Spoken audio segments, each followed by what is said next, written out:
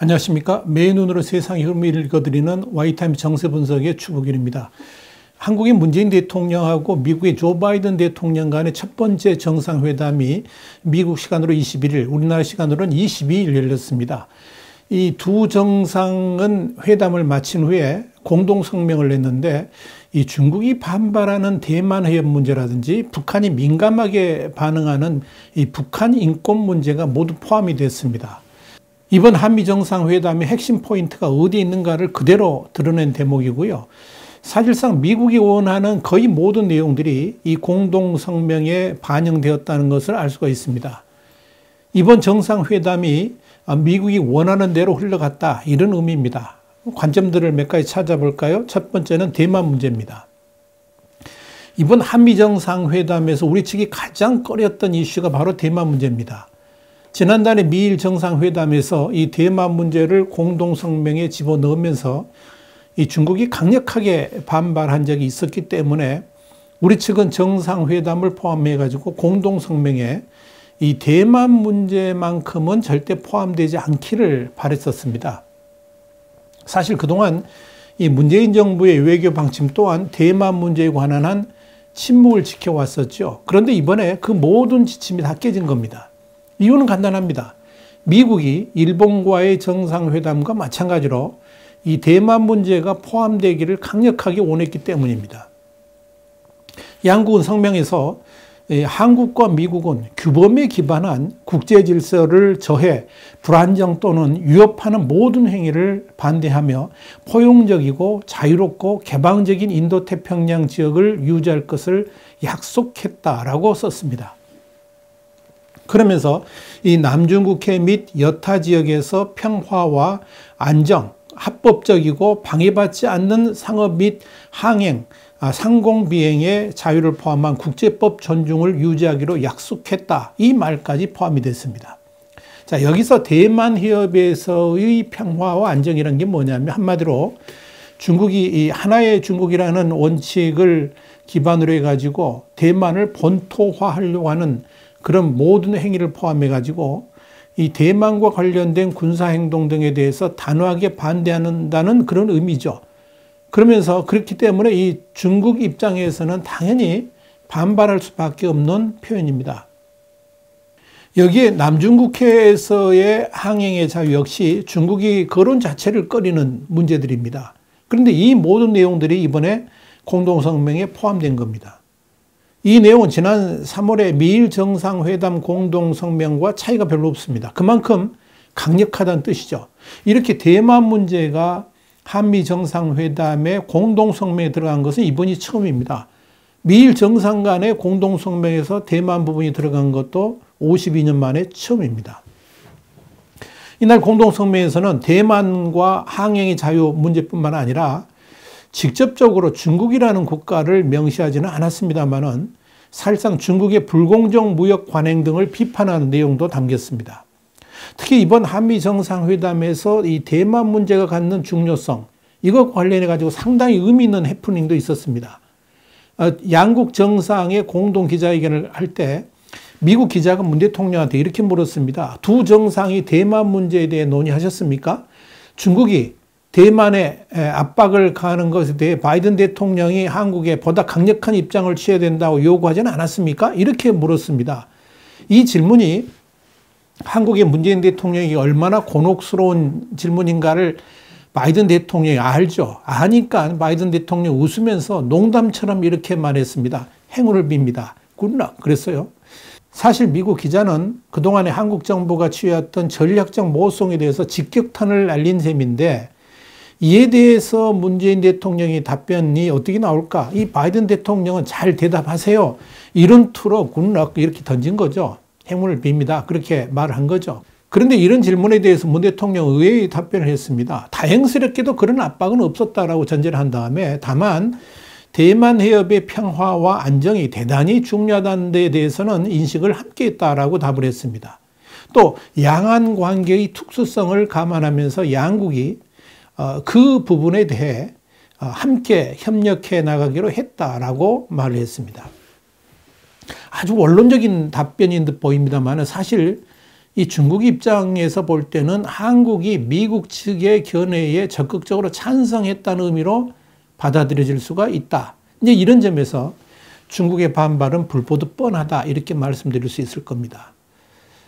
두 번째 관점은 북한 문제입니다. 사실 이번 정상회담에서 우리 측이 가장 심혈을 기울였던 부분이 바로 이 남북관계 문제죠.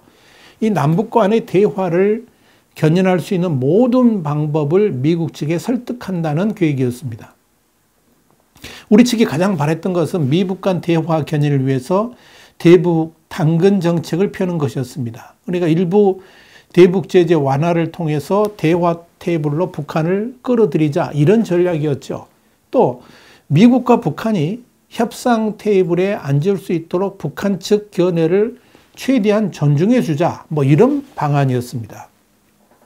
그런 방안으로 이 판문점 회담 계승이라든지 싱가포르 회담에서의 공동 성명을 토대로 한 대화 재개 등을 미국 측에 내세웠던 겁니다. 특히 우리 측은 북한 인권 문제를 미국이 직접적으로 거론한 것에 대해서도 비판적이었습니다. 이 북한 인권 문제가 전면에 나서게 되면 대화 분위기는 곧장 식을 수밖에 없다 이렇게 판단했기 때문이죠. 그런데 이 남북 문제 관련 내용 역시 완전하게 미국 측이 원하는 대로 결론이 났습니다. 다만 한국 측 입장을 배려해 가지고 몇 가지 문구만 삽입됐을 뿐입니다. 공동성명에서는 북한이 반발하는 북한 인권 문제가 그대로 담겼습니다. 양국은 성명서에서 우리는 북한의 인권 상황을 개선하기 위해 협력한다는 데 동의하고 가장 도움을 필요로 하는 북한 주민들에 대한 인도적 지원 제공을 계속 촉진하기로 약속했다라고 밝혔습니다. 자, 우리 측이 그렇게도 원했던 대북 제재 완화 문제 역시 어떻게 표현이 됐느냐? 유엔 안보리 결의의 확실한 준수 이렇게 명시가 됐습니다. 자, 이렇게 되면 우리 정부가 추진하던 당근 전략은 사실상 물거품이 돼버린 셈입니다. 바이든 대통령은 김정은이 바라는 것을 다 두지 않을 것이다 이렇게 말하면서 국제사회의 합법국가로 인정받는 건 쉽게 되지 않을 것이다 라고도 했습니다. 특히 바이든 대통령은 북한 비핵화에 대해서 환상을 갖고 있지 않다 이런 말도 했습니다. 이건 철저하게 현실적으로 북한 비핵화 문제를 다루겠다는 의미입니다. 미북 정상회담과 관련해서도 바이든 대통령은 북한 김정은이 완전한 비핵화에 동의하지 않는 한 만날 생각이 전혀 없다라고 밝혔습니다. 자, 이렇게 말을 하는 것은 뭐냐면 미북 대화 재개의 모든 공을 김정은에게 넘겨버렸다 이런 의미가 됩니다. 우리 측은 조속한 대화 재개에 방점을 두고 있습니다만은 미국 측은 북한의 실질적인 비핵화 조치가 있어야만 대화를 재개한다는 입장을 밝힌 겁니다. 이 역시 우리 정부가 볼 때는 최악의 카드입니다. 세 번째 관점은 쿼드 문제입니다. 이번 한미 정상회담에서 상당한 관심을 끌었던 또 다른 주제가 바로 이 쿼드 문제였습니다. 이미 중국이 한국의 쿼드 참여에 대해서 경고를 지속적으로 해왔었죠. 그렇기 때문에 여기에 대해서 논의하는 것 자체를 꺼려 했었습니다. 그런데 공동성명에서는 한국과 미국은 또한 태평양 도서국들과의 협력 강화에 대한 지지를 재확인하고 쿼드 등 개방적이고 투명하며 포용적인 지역 다자주의의 중요성을 인식했다라고 명기를 했습니다. 자, 이름으로써 한국 정부도 이 쿼드의 중요성을 결국 인정한 셈이고요. 쿼드 같은 이 다자주의 기구에 참여를 하겠다는 의지를 표명했다라고 볼 수가 있을 겁니다. 여기에 바이든 대통령 이날 문 대통령 앞에서 이렇게 말을 했습니다.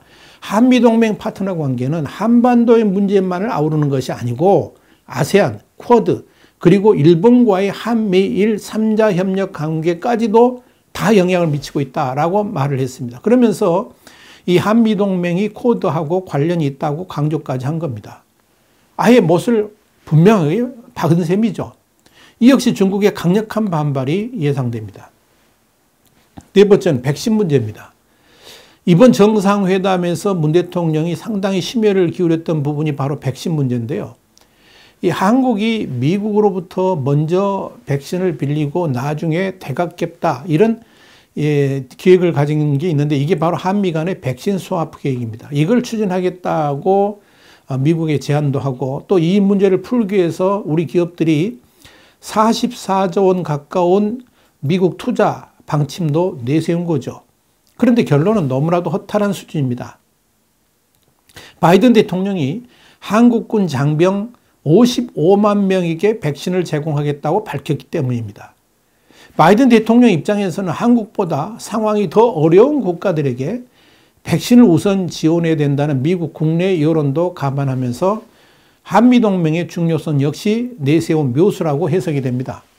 더더욱 한국 입장에서는 난감한 것이 뭐냐면 미국의 백신 관련 선진 기술과 한국의 생산 역량을 결합해 가지고 한미 백신 글로벌 포괄적 파트너십을 구축하기로 한 부분입니다. 이게 뭔가 아니에요? 이런 겁니다. 얼핏 보면 한국에서 백신을 생산할 수 있기 때문에 당연히 한국에 우선 공급을 할 수 있지 않겠느냐 이런 생각을 할 수 있겠습니다만 실상은 그렇지 않습니다. 중국이 인도태평양 지역에서 대규모 백신 지원을 앞세우면서 백신 외교를 지금 하고 있지 않습니까? 그러면서 영향력을 확대하고 있는데 이걸 미국이 견제하겠다는 것이고 이렇게 미국이 견제하는데 한국도 참여하기로 했다. 이런 내용이기 때문에 그렇습니다. 미국은 인도태평양 지역에서의 백신 수급을 위해서 미국, 일본, 호주, 인도 4개국 협의체인 쿼드의 백신 워킹 그룹을 이미 지금 만들어서 가동 시작했는데 여기 한국이 동참하기로 했다는 뜻입니다. 어떤 방식으로든 한국은 쿼드에 발을 들여놓게 된 셈이죠. 여기에 대해서 문 대통령도 이 한미 백신 파트너십이 인도태평양 지역을 위한 것이라고 했습니다. 그러면서 문 대통령은 인도태평양 지역의 백신 공급에 더 많은 기여를 하게 되리라고 생각한다 그러면서 그 과정에 펼치다 보면 우리 한국도 백신의 안정적인 확보에 큰 도움이 될 것이라 이렇게 말을 했습니다. 그러나 백신의 안정적 확보는 올해는 틀렸고요. 내년도 상당히 좀 지나가야 될 겁니다. 자, 5번째, 첨단기술 동맹입니다. 한미 정상은 이 반도체와 배터리, 바이오 같은 우리 기업들이 강점을 갖고 있는 이른바 BBC, 바이오 배터리, 그 다음에 칩, 이 BBC 분야 등 첨단 기술 분야에 대해서도 공동의 목표를 위한 협력을 강화하기로 했죠. 이건 한미동맹이 안보 중심의 동맹이었다 그러면 이를 앞으로 경제동맹, 특히 첨단기술 동맹으로 발전시켜 나가겠다는 의미로 읽혀집니다. 문제는 이 역시 중국과는 정면 충돌할 수밖에 없다는 점에서 문재인 정부의 고민도 커질 것으로 보입니다. 이번 합의 자체가 바이든 행정부의 중국 견제를 위한 글로벌 공급망 재편에 참여하겠다는 뜻을 나타낸 것이기 때문에 그런 겁니다. 사실 중국 입장에서는 미국과의 디커플링이 심화될수록 반드시 잡아야 될 나라가 바로 한국입니다. 그런데 중국의 그런 계획이 물거품이 될 수도 있음을 이번에 보여준 겁니다. 물론 청와대는 미국의 공급망 재편 협력이 중국과 단절하겠다는 것은 아니라고 강조를 합니다만 그건 청와대의 생각일 뿐입니다. 앞으로 날이 갈수록 미국의 대중국 견제망은 더욱 강화가 될 것이고요. 여기에 대한 강력한 참여를 한국에 요구할 것이기 때문에 그렇습니다. 이런 미국의 의중을 읽을 수 있는 대목이 바로 바이든 대통령이 한 말인데요. 양국 간의 협력을 좀 더 증대시켜서 이 5G 이동통신 네트워크도 보다 더 잘 구축하기로 했다. 이런 발언입니다. 이 5G는 미국이 중국을 배제하는 가장 대표적인 분야죠. 문 대통령도 이런 말을 했습니다. 한미는 6G 민간 우주 탐사, 그린 에너지 같은 협력을 강화해서 글로벌 경쟁력을 확보할 것이라고 말했습니다. 이 6G 이동통신은 중국이 선점한 5G를 대체하기 위해서 미국이 연구와 투자를 집중하고 있는 분야죠. 당연히 중국 배제입니다. 여기에 문 대통령도 동의를 한 셈이죠. 자, 그동안 한국 언론에서 예상했던 내용과는 상당히 다르게 한미 정상회담 공동성명이 발표가 됐습니다. 저도 상당히 의아하다 할 정도로 굉장히 강력한 쪽으로 발표가 됐습니다. 이 국내의 반응도 의외로 받아들입니다만은 중국은 상당히 격하게 반발할 것으로 예상이 됩니다. 우선 정상회담의 공동성명이 나오기도 전에 중국은 미국이 한국을 조미항중, 그러니까 미국을 도와서 중국에 대항한다는 의미인데 조미항중에 끌어들이기 위해서 강원 양면책을 쓰지만 한국은 자신을 위해 버텨야 한다라고 사전 경고를 날렸습니다. 중국의 거친 입으로 불리는 환구 15의 21일자 사평에서 나온 말입니다. 황구15 사평은 이어서 대만 언급은 한국의 국익에 부합되지 않으며 한국이 미국의 협박에 독약을 마시는 것과 같다라고 덧붙였습니다. 그러면서 한국이 미국의 안보를 의지하고 있지만 중국은 한국의 최대 무역 파트너이며 이 한반도 문제 해결의 주요한 행위자라고 친분을 강조했습니다. 이건 사실상 한국에 대한 협박인데 한국이 미국 입장에 동조한다 그러면 경제적 보복을 포함해 가지고 모든 수단과 방법을 가리지 않겠다. 이런 것을 표명한 것이다라고 볼 수 있을 겁니다. 황구15 사평은 이어서 이번 정상회담에 대해서 이렇게 썼습니다. 한국 외교의 독립 자주성에 대한 새로운 시험이라고 그랬습니다. 그러면서 양국 공동성명이 어떻게 나오는지가 이 한국이 미국의 압력하에서 원칙 마지노선을 지킬 수 있는지에 대한 시금석이 될 것이다 라고 협박을 했습니다. 관찰자망이라는 매체도 한국은 미국과 중국을 모두 만족하게 하고 싶어 한다라는 표현으로 미국의 요구를 수용하지 않을 가능성이 높다. 이렇게 이 신문은 예상을 했습니다. 희망사항이죠. 관영 신화통신도 문 대통령이 미국의 압박에 어떻게 대응하느냐가 이번 방미의 중요한 관전 포인트라고 했습니다. 저는 이번 한미 정상회담의 공동성명을 보면서 깜짝 놀랐는데요. 정말 중요한 것은 공동성명 내용이 아니고 그 약속대로 실행하는 겁니다. 당장 문 대통령의 귀국 후에 청와대 입장이 어떻게 달라지는지 살펴보는 것도 아주 의미가 있을 겁니다. 당장 중국의 강력한 반발을 문재인 청와대가 어떻게 무마해 나갈지도 주목거리입니다. 이번 한미 정상회담의 공동성명이 사실상 미국 측이 원하는 내용대로 흘러간 데에는 분명히 밝힐 수 없는 속사정도 있었을 겁니다. 더불어 양측 간의 논쟁도 있었을 겁니다. 그러다 보니까 정상회담 시간도 늘어난 거죠. 이 정상회담 시간이 길어졌다는 것이 양측 간의 관계가 좋아서가 아니고 그만큼 이견이 많았다는 것을 의미하기 때문에 그렇습니다. 정상회담의 공동성명대로 추진하려고 그러면 문재인 청와대는 상당한 정책 전환도 이루어져야 됩니다. 한중 간의 문제는 물론이고 대북 문제 또한 변화가 불가피합니다. 과연 문재인 청와대가 한미 공동성명에서 약속한 내용들을 어떻게 추진해 나가는지가 앞으로의 주목거리가 될 것으로 보입니다. 이 한미 정상회담에 대해서 참 할 말은 많습니다만 오늘은 여기까지 하겠습니다. 와이타임 정세분석이었습니다. 다음 시간에 다시 뵙겠습니다. 감사합니다.